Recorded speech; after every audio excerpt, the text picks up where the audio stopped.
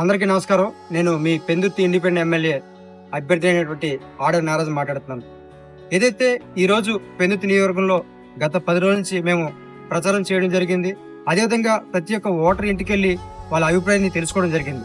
మన పెందుర్తి నియోజకవర్గం ఒకవైపు రైతులు, అదేవిధంగా ఇంకోవైపు పారిశ్రామిక వాడగా రెండు వైపులుగా కూడా రెండు కూడా కలిపి ఈ యొక్క నియోజకవర్గం కలిపి ఉంది. అయితే ఈ పెందుర్తి నియోజకవర్గం నాకున్న అవగాహన ప్రకారం ఒకవైపు రైతు వ్యవసాయ రంగం, మరొక పారిశ్రామిక వాడ రెండు ఉన్న ఇలాంటి ప్రాంతాలు ఖచ్చితంగా అభివృద్ధి చెందాల్సిన అవసరం చాలా సులువుగా అవుతుంది. కానీ ఇక్కడ ఈ పెందుర్తి నియోజకవర్గంలో ఆ రకంగా జరగలేదు. పెందుర్తి నియోజకవర్గం చాలా అభివృద్ధి చెందాల్సిన అవసరం చాలా ఎక్కువగా ఉంది. అభివృద్ధి చెందే అవకాశాలు కూడా చాలా ఎక్కువ ఉన్నాయి. కానీ పెందుర్తి నియోజకవర్గం అభివృద్ధి చెందలేదు. అదేవిధంగా ఇక్కడ చాలా తెలివైన విద్యార్థులు ఉన్నారు, కానీ వాళ్ళు నిరుద్యోగులుగా ఉండిపోవడం అనేది ఇక్కడ ప్రధానమైన సమస్యగా మనం చెప్పుకోవచ్చు. అదేవిధంగా నేను ఇండిపెండెంట్ ఎమ్మెల్యేగా పోటీ చేయడానికి ప్రధాన కారణం ఏంటంటే దేశ రాజకీయ వ్యవస్థలో సామాన్యులు ప్రవేశించడం లాగా దేశ రాజకీయ వ్యవస్థ మార్చేందుకు ఈరోజు నేను పెందుర్తి ఇండిపెండెంట్ ఎమ్మెల్యేగా పోటీ చేస్తున్నాను. ఏదైతే నేను ఎమ్మెల్యేగా గెలిస్తే మాత్రం ఖచ్చితంగా రాజకీయ వ్యవస్థలో మార్పు అనేది ఏదైతే మొదలవుతుందో అది పెందుర్తి నియోజకవర్గ ఓటర్లు నాకు ఈ యొక్క రాజకీయ వ్యవస్థ మార్పుకు పునాదులు వేశారని కూడా మనం చెప్పుకోవచ్చు. పునాదులు వేసిన వాళ్ళు అవుతారు. కాబట్టి ఒక్క అవకాశం మాకు కల్పించండి.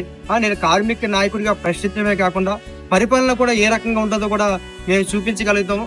మాకు ఆ శక్తి, ఆ సామర్థ్యాలు ఉన్నాయని కూడా మేము చెప్తున్నాను. అదేవిధంగా ఏదైతే నాలాంటి ప్రశ్నించే వ్యక్తులు ఎమ్మెల్యేలు గాను చట్టసభల్లో ఉంటే మాత్రం ఖచ్చితంగా విశాఖ స్టీల్ ప్లాంట్ కోసం నేను ఖచ్చితంగా రాజీనామా చేసేవాడిని. అలాంటి పరిస్థితులు, అలాంటి ఎమ్మెల్యే ఇక్కడ లేకపోవడం చాలా బాధాకరమని కూడా నేను తెలియజేస్తాను. అదేవిధంగా పంచగ్రామాల భూ సమస్య ఈ ప్రాంతాన్ని పీడిస్తుంది. పంచగ్రామాల భూ సమస్య అనేక రాజకీయ పార్టీలు ఈ రాష్ట్రాన్ని కానీ ఈ ప్రాంతాన్ని పరిపాలించినా సరే ఏ రకమైన అభివృద్ధి చేయలేకపోయారు, ఈ సమస్యని పరిష్కరించలేకపోయారు. నేను పూర్తి విశ్వాసంతో చెప్తున్నాను, జమ్మూ కాశ్మీర్ సమస్య కన్నా, తెలంగాణ రాష్ట్ర సమస్య కన్నా పంచగ్రామాల భూ సమస్య పెద్దది కాదని కూడా ఈ సందర్భంగా పెందుర్తి నియోజకవర్గ ఓటర్లందరూ కూడా నేను తెలియజేస్తాను. ఇలాంటి సమస్యను చాలా ప్రశ్నించే గొంతులు, కార్మిక సంఘంలో పనిచేసే వ్యక్తులు మాత్రమే పరిష్కరించగలుగుతారని కూడా నేను పూర్తిగా కాన్ఫిడెంట్ తో నేను చెప్పగలుగుతాను. ఒక్కసారి మాలాంటి వ్యక్తులకు అవకాశం కల్పించండి.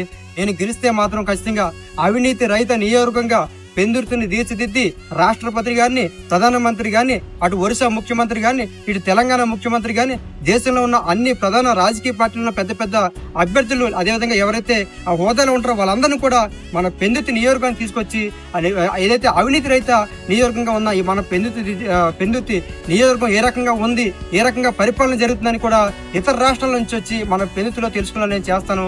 ఒక్క అవకాశం కల్పించండి. నేను ఇండిపెండెంట్ ఎమ్మెల్యేగా పోటీ చేస్తాను. ఒక్క అవకాశం, దేశ రాజకీయ వ్యవస్థ మార్పు కోసం ఒక్కసారి విజిల్ సింబల్ కోటేయండి. పెందుర్తి నియోజక ప్రజలకు నా ప్రత్యేకమైన విజ్ఞప్తి తెలియజేస్తున్నాను. ఎన్నో కులాల కోసం ఓట్లేసాం, మతాల కోసం ఓట్లేసాం, ప్రాంతాల కోసం ఓట్లేసాం. ఒక్కసారి దేశ రాజకీయ వ్యవస్థ మార్పు కోసం ఓటేయాలని కూడా నేను ప్రత్యేకమైన విజ్ఞప్తిని పెందుర్తి ఓటర్లందరూ కూడా నేను తెలియజేస్తాను. Thank you. విజిల్ సింబల్ కే ఓటేద్దాం. ఆడారి నాగరాజు గారిని గెలిపిద్దాం. విజిల్ సింబల్ కే ఓటేద్దాం. ఆడారి నాగరాజు గారిని గెలిపిద్దాం. విజిల్ సింబల్ కే ఓటేద్దాం. ఆడారి నాగరాజు గారిని గెలిపిద్దాం.